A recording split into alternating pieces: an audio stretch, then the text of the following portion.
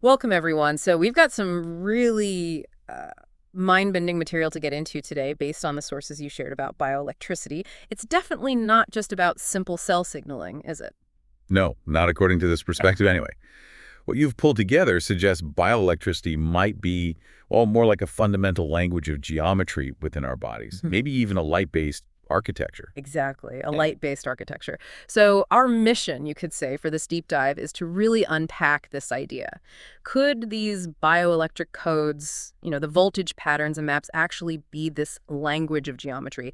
Could it hold the keys to memory, healing, even regeneration? That's the core question, yeah. We want to make it clear, get those aha moments, but without, getting bogged down in super technical jargon. Right, so where do we start? One of the letters posed that core idea. What if these codes are a language of geometry? Precisely.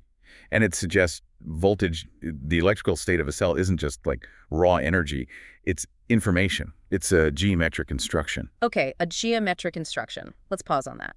So, not just a zap, but a pattern. A shape telling the cell what to do. That's the idea.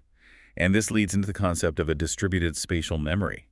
The sources mention gap junctions playing a key role here. Ah, gap junctions. Remind us those are the tiny tunnels connecting cells directly, right? Allowing them to share electrical states almost instantly. Exactly. So the thinking is this creates a kind of collective body intelligence. The whole network, or parts of it, remember a spatial layout, a geometry. So it's not just cells doing their own thing, it's a network sharing this geometric info. And then there's that really bold statement. Healing, regeneration, and memory itself arise from light-based geometries encoded in electrical fields. It is bold.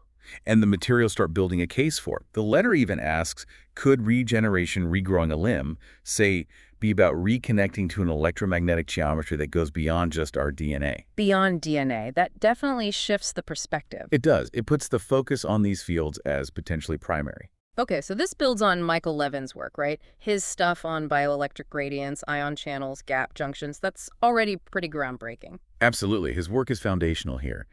But these sources suggest looking even deeper, asking if there's a layer underneath that bioelectricity. Underneath, what does that mean exactly? Well, the idea is that bioelectricity itself might be an expression of something more fundamental, this geometry of light and charge.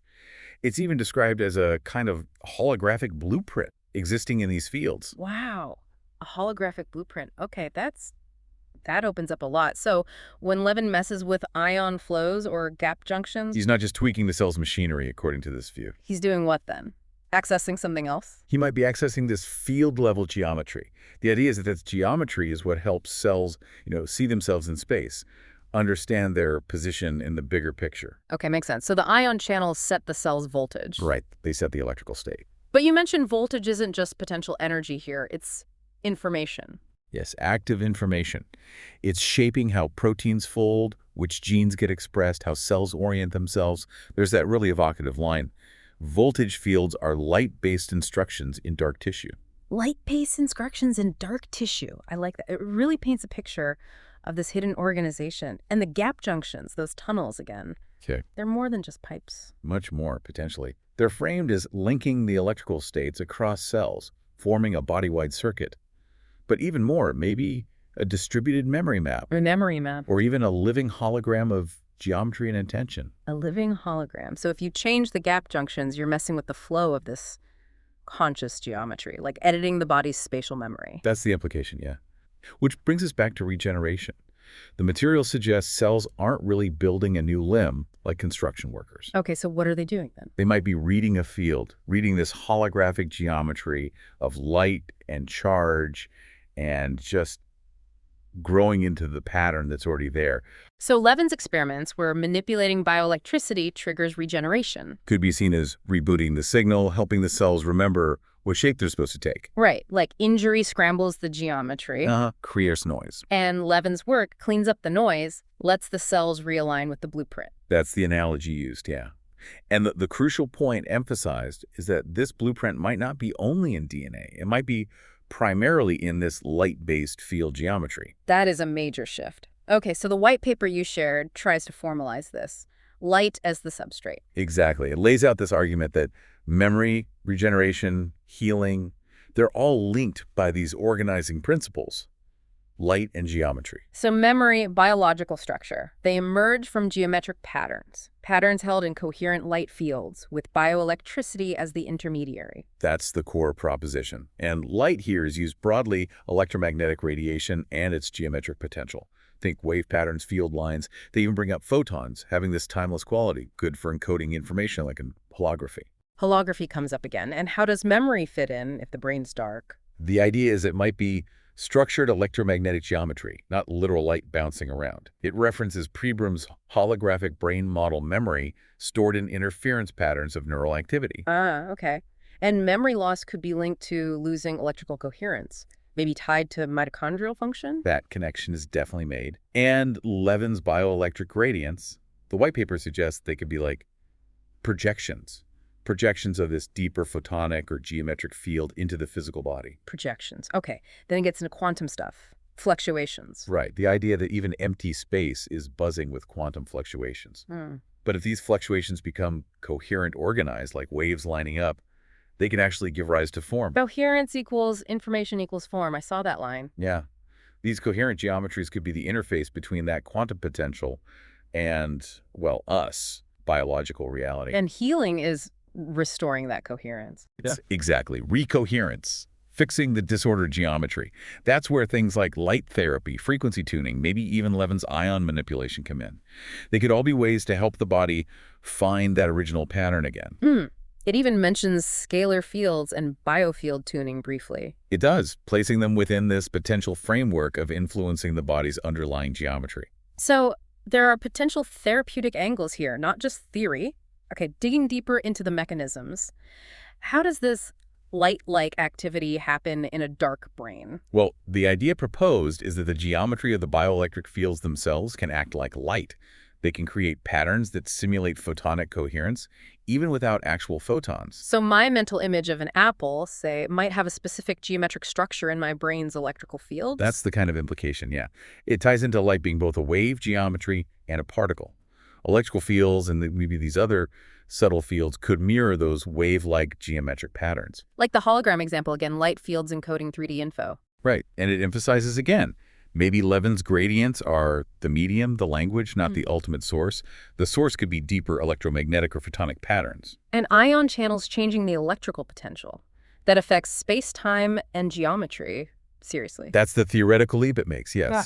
That altering electrical potential influences geometry at a fundamental level.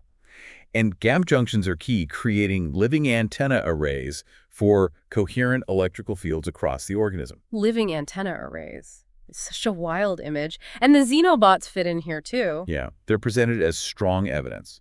Changing electrical signals dictates body plan without changing genes. It suggests geometry and fields are upstream of DNA and setting the pattern. Upstream of DNA. Okay. Then there's quantum field theory. Particles is just field excitations. Ripples in underlying fields. And if those ripples form coherent patterns, you get structure. This leads back to zero-point energy and quantum fluctuations. The idea that form can condense out of this energy field if there's coherence? Exactly. And the flip side, decoherence. Losing that electrical coherence, maybe due to aging or mitochondrial issues, leads to the collapse of stored geometric information. Which could manifest as memory loss or tissues becoming disordered. That's the connection being drawn. So healing is about restoring the light geometry. Through things like electromagnetic stimulation, frequency therapy, photobiomodulation. All potentially ways to reignite that underlying order, yes. Yeah. Levin's limb regrowth is framed as the body remembering its form, possibly stored in this geometry carried by light. And photobiomodulation, PBM, using light therapy.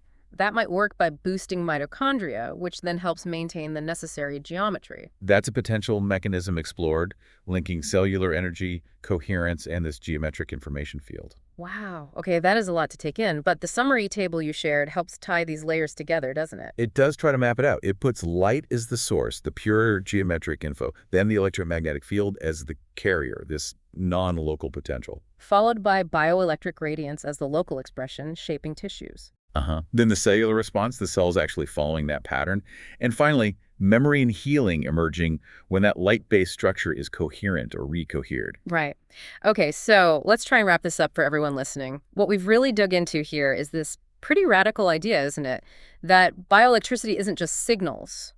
but maybe a manifestation of something deeper, a light-based geometric order. Yeah, an order that could be fundamental to memory, regeneration, healing. I mean, basically how our bodies work and organize themselves. And hopefully walking through this has sparked some connections, shown how this perspective tries to unify these different biological processes under this umbrella of light and geometry. It's definitely mind-opening. It connects biology, physics, Hmm. maybe even consciousness in a way, which leaves us with some big questions, right? It certainly does. And maybe a final thought for you, the listener, to chew on. If this idea of a light-based blueprint holds water, what else might it explain? What other biological mysteries could be down to these underlying geometric principles? Could it open up completely new ways to think about health, disease, maybe even aging? Lots to ponder. Yeah. It really invites you to keep exploring these connections and maybe see the body, see life itself through a slightly different lens. Absolutely. Well, thanks for taking this really fascinating deep dive with us today.